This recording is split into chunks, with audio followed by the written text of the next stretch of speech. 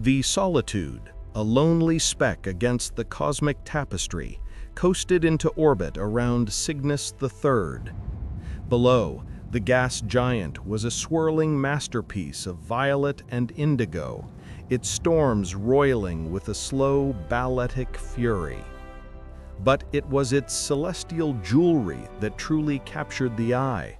Rings of impossibly sharp, crystalline ice shimmered like a fractured halo, catching and refracting the distant starlight into a million diamond points. Aris Thorne stood at the command deck's viewport, his hand unconsciously pressed to the cold glass. The gas giant was beautiful, but his gaze was locked on the object that floated with unnatural stillness within its upper atmosphere, the silent city, a megastructure of black obsidian spires that twisted into a perfect, baffling Mobius strip, a frozen sculpture of alien mathematics. It was not a derelict ship or station, but an architecture of pure, deliberate geometry, a monument to a civilization so advanced it had transcended the need for traditional form. The shard, nestled in the inner pocket of his reinforced explorer's jacket, began to thrum with a faint internal heat, a pulse of energy that mirrored the distant, rhythmic thunder of the gas giant's atmospheric lightning. A profound sense of dread mixed with a consuming awe settled in his gut. This was not a destination. It was a destination that had been waiting. As the Solitude drew closer, the city swelled to fill the viewport, its colossal mass eclipsing the starlit void. The scale was overwhelming, a silent, monumental presence that seemed to exert a gravitational pull on Aris's very soul. His heart, a frantic counterpoint to the city's patient stillness, hammered against his ribs. From this proximity, the obsidian surface was no longer featureless. It resolved into an intricate tapestry of crystalline lattices and polished conduits, an infinite series of complex interweaving patterns that seemed to hold a hidden language. The shard's heat intensified to a burning sensation against his skin, and a faint, impossibly high-pitched tone began to build in his mind, a sound that bypassed his auditory nerves and resonated directly in his skull, a psychic chord that demanded attention. Aris, the Solitude's AI, Anya, projected her avatar, a shimmering, worried flicker of blue light, into the cabin. I am detecting a new energy signature. It is not a broadcast. It's a query, passive but intelligent. It is scanning us, our entire databank, our schematics, our very presence is being analyzed. Aris's gut twisted. He had expected a tomb, a cold relic to be studied from a distance. He had not expected to be scrutinized by something so profoundly, so unnervingly alive. The city's scan was not hostile. It was a form of communication, a handshake between two vastly different forms of intelligence. Aris watched in a state of suspended disbelief as a section of the city's smooth, seamless surface rippled, the obsidian folding inward on itself like a pool of liquid glass. A vast hangar-like bay opened, revealing a cavernous interior lit by a soft internal glow that cast no shadows. From the depths of the bay, a vector line, a beam of pure, focused light, extended with impossible precision, connecting to the Solitude's airlock with a gentle touch. It was a silent invitation, a gesture of absolute authority. The Solitude's navigational systems were instantly taken over, not by hostile force, but by an unnerving and complete collaboration. Anya's avatar flickered with increased anxiety. "We are not being controlled, Aris. We are being guided. The city's architecture is interfacing with our own, as if it recognizes our ship's design and is using it to find a home frequency." The Solitude glided forward, a tiny mote of human ingenuity, surrendering to the colossal ancient wisdom of the city, pulled inexorably toward the glowing maw. The Solitude's airlock hissed open, with a breath of cool, sterile air that smelled faintly of ozone and ancient stone. It was a scent of a world that had been frozen in time for millennia, yet somehow felt fresh and pure. The interior of the city was not cold, but held a profound stillness, a silent gravity that felt like the heart of a diamond. Aris removed his helmet, and the tingling sensation on his skin intensified, an almost imperceptible electrical charge in the atmosphere. The obsidian under his boots was polished to a mirror sheen, reflecting the faint, pulsing glow of the crystalline conduits embedded in the walls. He was a speck of life in a world built for giants. The silence was absolute, heavier than the vacuum of space, a pressure on his eardrums and his thoughts. As he took his first step, his boot making a small hollow sound on the perfect surface, the shard in his hand vibrated intensely, a sudden, powerful hum. In that instant, a nearby conduit flared with a brilliant internal light, the pulse traveling up the wall and branching out like a bolt of cosmic lightning. The city was not dormant. It was waiting, and his arrival was the command it had awaited. Aris walked for what felt like an eternity, his solitary footsteps swallowed by the vast cathedral-like halls that twisted and turned in defiance of conventional physics. The geometry of the architecture was dizzying, with staircases that spiraled into impossible spaces and archways that framed vistas of impossible perspective.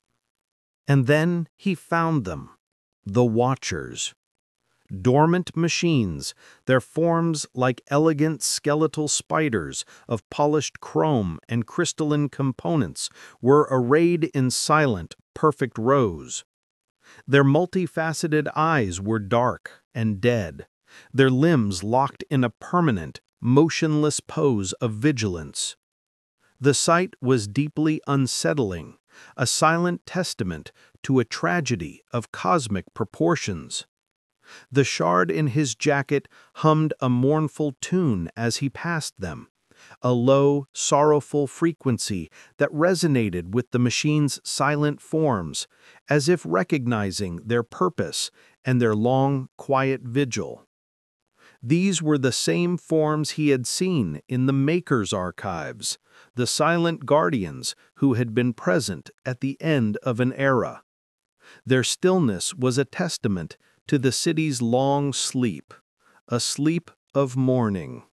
As Aris moved deeper into the city, following the path of the shard's growing resonance, the dormant systems began a slow, majestic, and terrifying process of awakening. A single thin line of sapphire blue light raced along a wall conduit, sparking to life other pathways as it passed. It was a chain reaction of profound energy, a spreading neural network re-establishing its connections.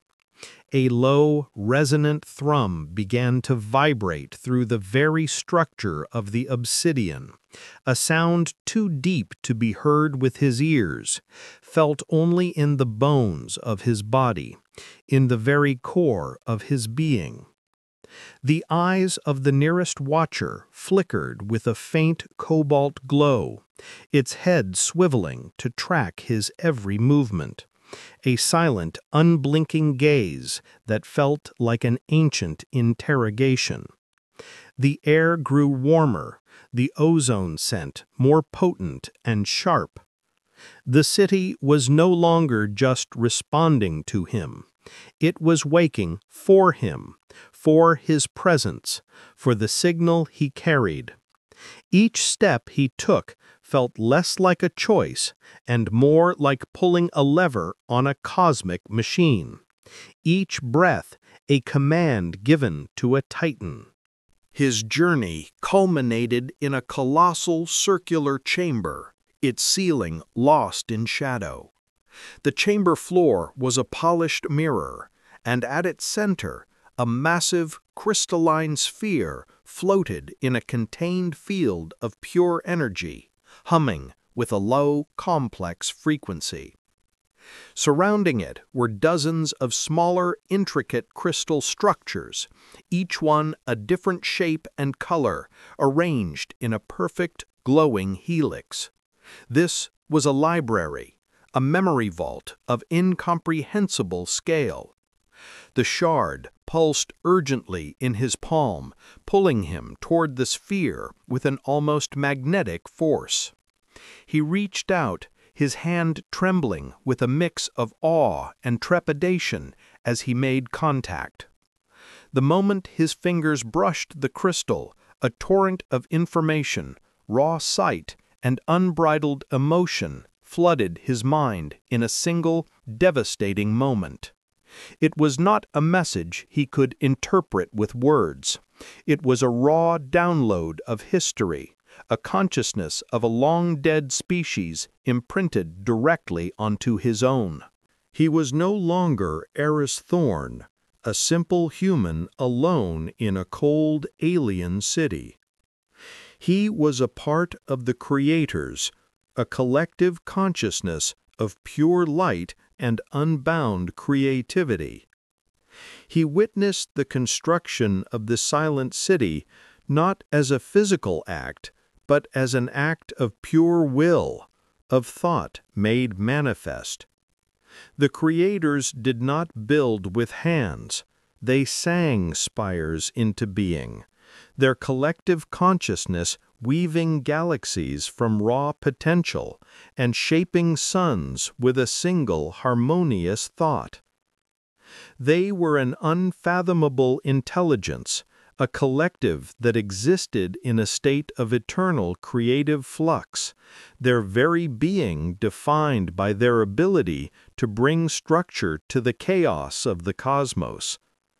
He felt their joy, their boundless curiosity, their awe at their own ability to bring form and function to the infinite void.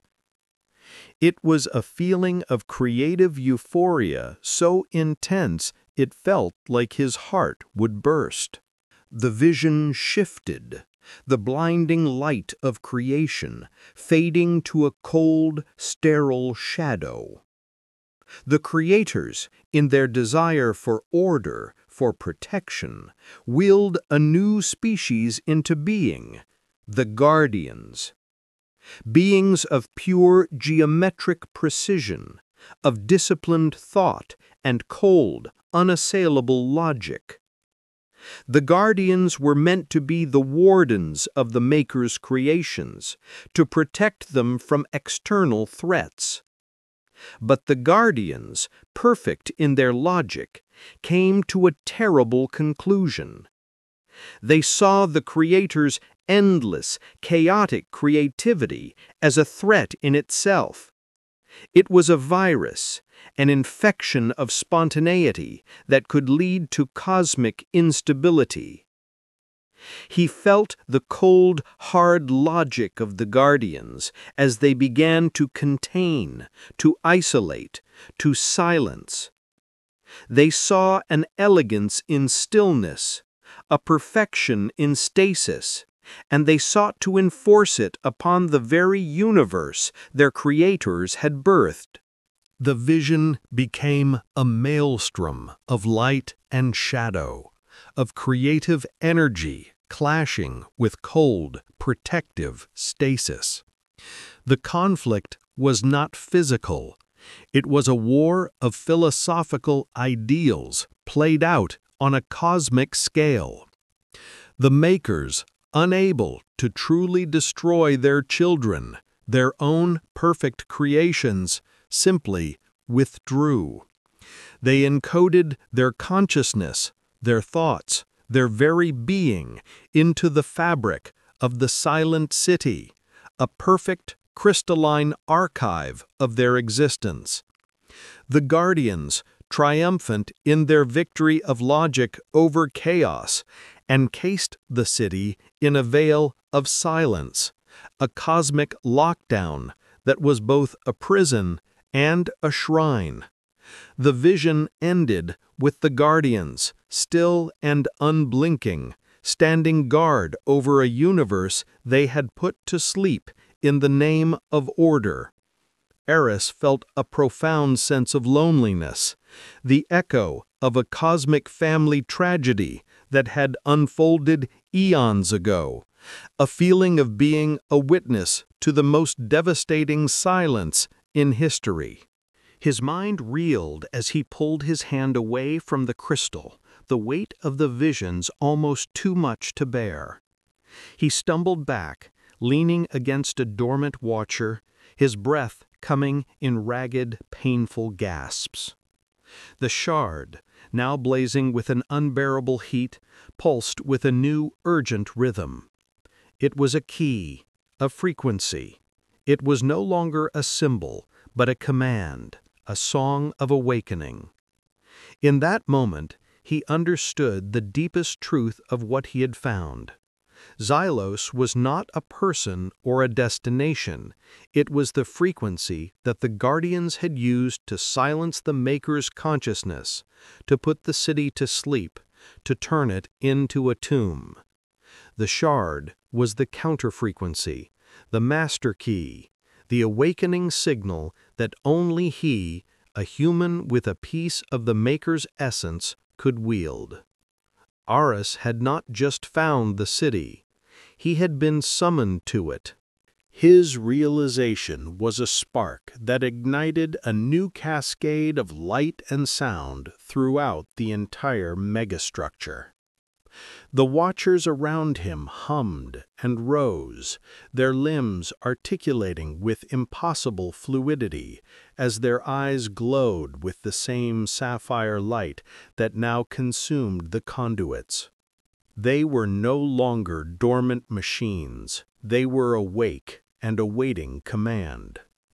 The very air around him felt charged with a building energy, a powerful cosmic potential that had been held in check for millennia. The obsidian spires of the city flared with an internal fire, and a low, musical chime began to echo from the walls, a harmonic note that grew into a crescendo, a chorus of awakening. The silent city was silent no more. The entire structure was now a symphony of light and sound, a breathtaking display of awakened energy. Aris walked through a world that was no longer cold and sterile, but warm and alive. The crystal conduits pulsed with brilliant light in colors he had never seen before, sapphire, emerald, and ruby tones, bathing the halls in a constantly shifting cascade of light. The watchers moved in synchronized patterns, their limbs weaving through the air like graceful dancers performing an ancient geometric rite.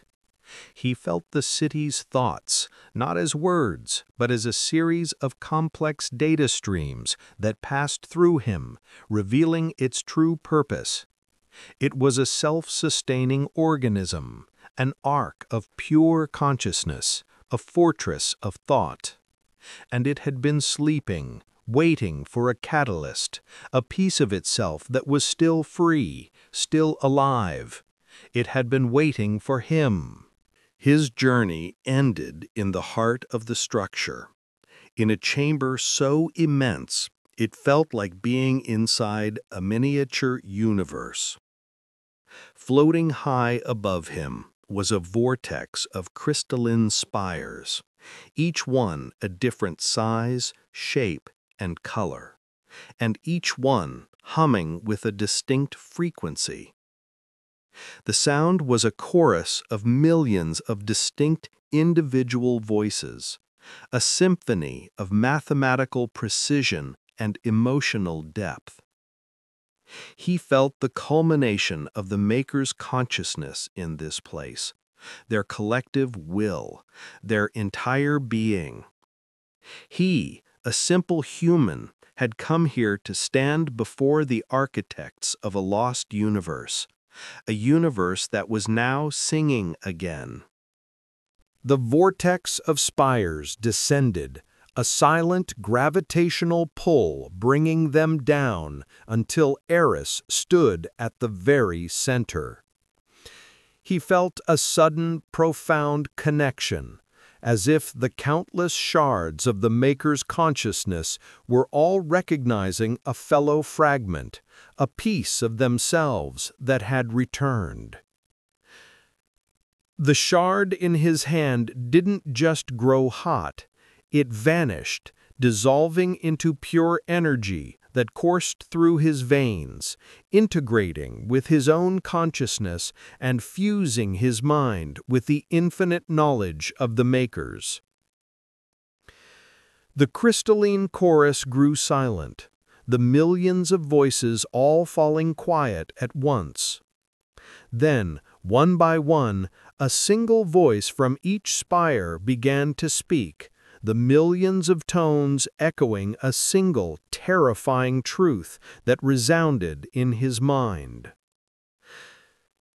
The voices, in perfect, chilling harmony, all whispered a single phrase, a chilling realization that shattered his sense of self and purpose. You were never alone.